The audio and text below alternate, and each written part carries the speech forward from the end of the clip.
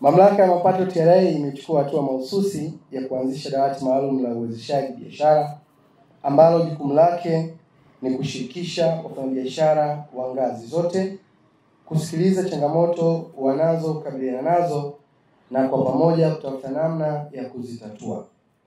Hii ni pamoja na kuunganisha na taasisi mbalimbali za serikali ili kurahisisha urasimishaji wa biashara zao, hali itakayosaidia pia kupata mikopo kwenye taasisi za kifedha ili kukuza mitaji ya biashara zao.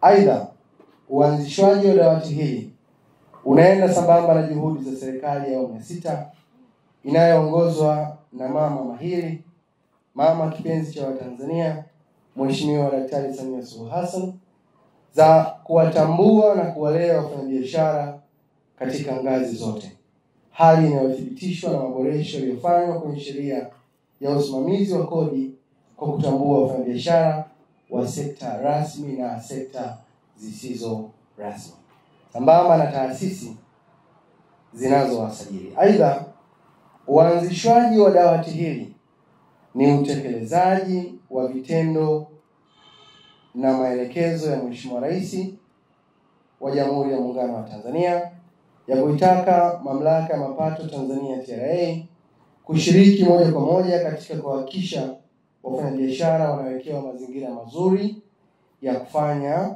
biashara zao ili kukuza uchumi wa Mtanzania mmoja mmoja.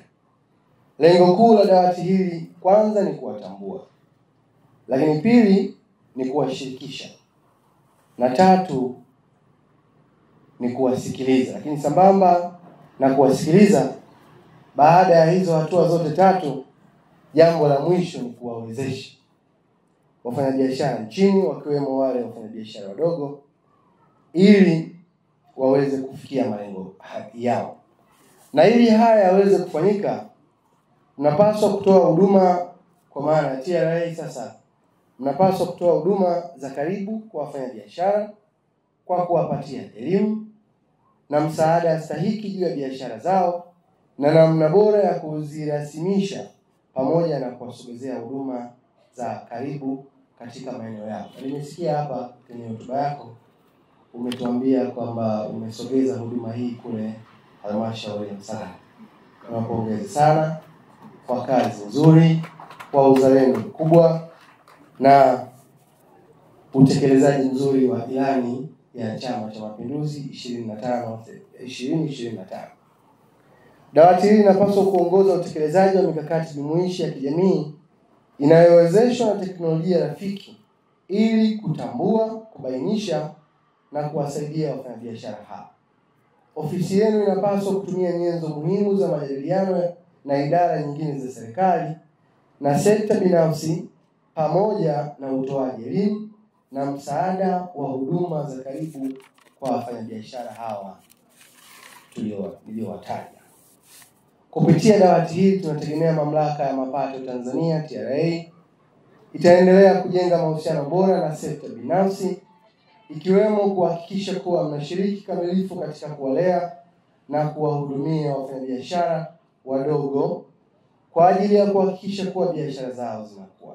Hali kadhalika mnatakiwa kujua changamoto za wafanyabiashara, ambazo naamini uwepo wa dawati hili sasa itakuwa ni platform kubwa. Kupitia wao, kupitia kuwasikiliza, mtapata au mtaendelea kuzijua changamoto ambazo zinawakwamisha wafanyabiashara wadogo na makundi mengine yasiweze kukua na kufikia malengo yao ya kukua kiuchumi.